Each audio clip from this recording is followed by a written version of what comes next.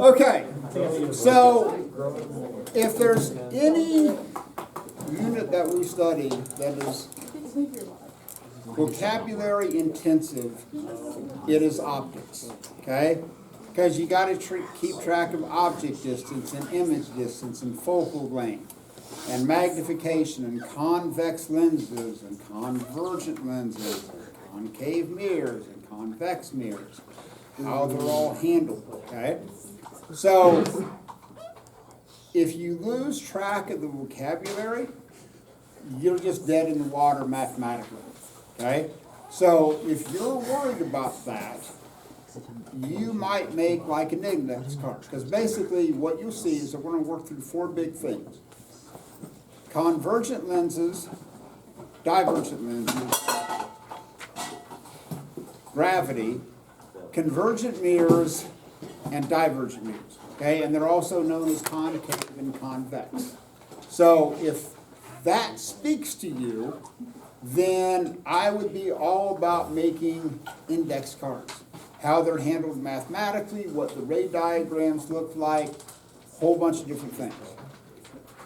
The other thing that we're going to get into is what's known as real images versus virtual images, and what those look like, and whether they're inverted, whether they're upright. Is the magnification positive? Is the magnification negative? When is focal length positive?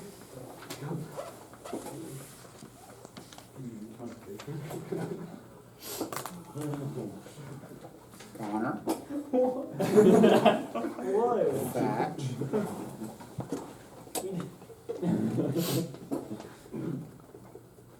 I know that Am I good? We did nothing wrong.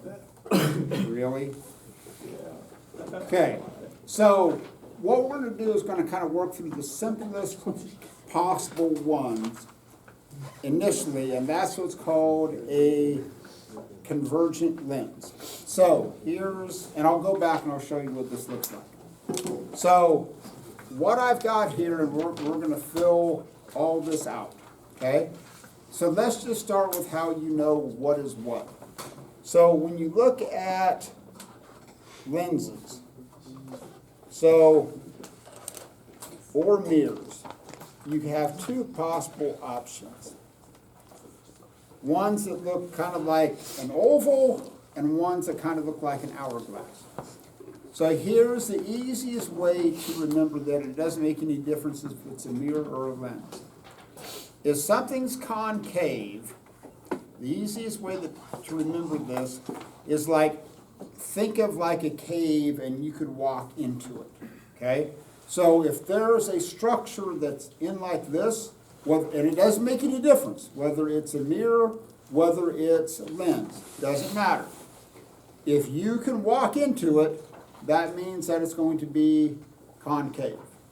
If it's the opposite of that, that's going to be convex. And again, doesn't make any difference whether it's a lens or a mirror.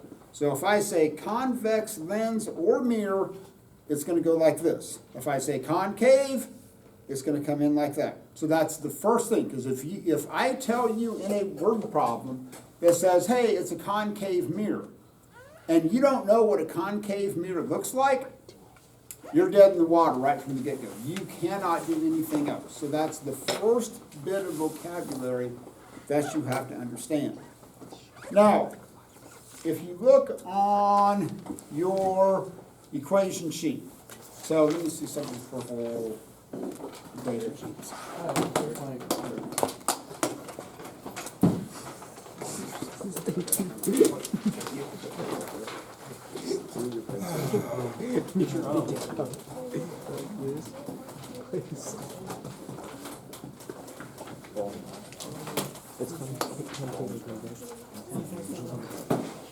Okay.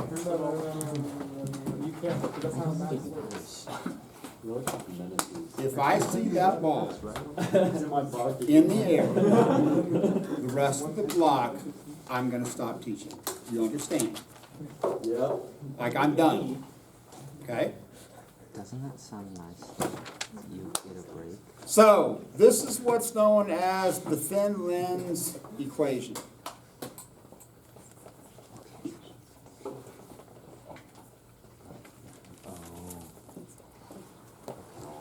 So let's talk about what this is. The 1 over psi, that's your image distance.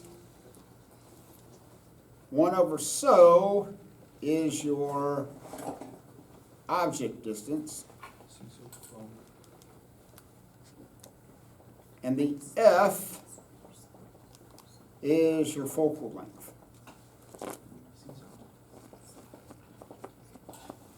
Now, what you'll see is sometimes these are positive, sometimes these are negative, depending upon the problem. So, if you look at how this plays out, first off, these are all inverses of each other, okay? It isn't just psi plus so equals F. It's 1 over psi plus 1 over so equals 1 over F. So, let me get rid of one common misconception. And everybody thinks, oh, the focal length is where the object is in focus, okay? That is not what the focal length means. It can be, okay? But the focal length is dependent upon the structure of the mirror or the structure of the lens, okay? So, like for example, you're going to deal with two different concave lenses. One has a focal length of 10 centimeters, one has a focal length of 20 centimeters, okay? You would have to be told that value, okay? You would have to say, hey, this mirror has a focal length of 2.5 meters. This lens has a focal length of 10 centimeters, okay? So that has to be given to you. So your object distance, that's the relatively simple one. That's how far away an object is from the mirror or the lens. So let's say that you've got, and this is what I'm going to do back here. I'm going to set up a lens like this. Is that convex or concave? Convex. Convex, okay?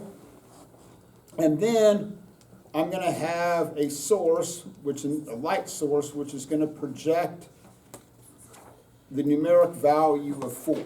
So how far away that lens is from the source, that's your object distance, okay? You can adjust that, make it further away, whatever, okay? It's how far away you are, that lens, that mirror, whatever that is, from the source of light. So typically, if you go old school on these equations, a lot of these, they'll be drawn with a candle, okay? The old school version of optics always involves a candle, mainly because when they started doing research with optics, that's what they had as light sources, okay? And that's also why the amount of light an object produces is measured in candles, because it was literally, oh, let's have a candle, and how much light can you get from it, because that's what they had. So a lot of times when you look at optics problems, that's going to be a candle. Sometimes I'll get creative and go, oh, it's a carrot, or a paintbrush or something. The whole point being, though, whatever you choose as the actual object, it needs to have a discernible top and bottom to it. Just don't draw a stick, okay? Because if it's a stick, you don't know if it's going to get inverted, upright, what's going to happen to it, because a stick is going to look the same either one. But if it's a candle, oh, you have a discernible top and bottom to it. So a lot of times I'm going to tell you what it is. Oh, it's a carrot, it's a candle, it's a paintbrush, it's a person on a bicycle, something, okay? So if you get to pick your own, just don't do a stick, okay? Because it's like, how can you tell if it gets flipped over? I don't know. Well, I don't know either. So, and this will make sense later on, is that when this light goes through, it hits this, and it gets refracted, and these rays are going to cross at some point. Now, here's the other thing that we do to make this simple. Technically, this light is emitting infinite numbers of rays. either from the candle itself, which is emitting light, you have light bouncing off the base of the candle, like that's what allows you to see the whole thing. You see my entirety because my entirety is bouncing light off of it, okay? And then your eyeball is taking that in. If only like the left half of my body was reflecting light and the other half wasn't, which would be really weird, it's like, how much of Burkamp can you see? Just a half. There's just a half Burkamp day. No. So, but for you to see me in my entirety, every thing that you see is bouncing off light. And it's an infinite number, okay? But your eye takes that in and goes, wow, okay, cool, this is what we see with Burkamp. Later on, you'll see this is even get weirder. I'll show you why this works in just a second. Your eyeball is a convex lens, which means you're actually seeing me upside down right now, okay? Everything that you have ever seen in your life is upside down in terms of the image that forms on the back of your eyeball. But we've evolved the ability to automatically flip it over and go, oh, Burkamp's actually upright. So that's why I said, don't go into that corner and go, man, everything's upside down. Okay? We'll deal with that later. But conveniently, your eyes can flip it over, and that's why it works. Okay, so the object distance is usually pretty simple to measure.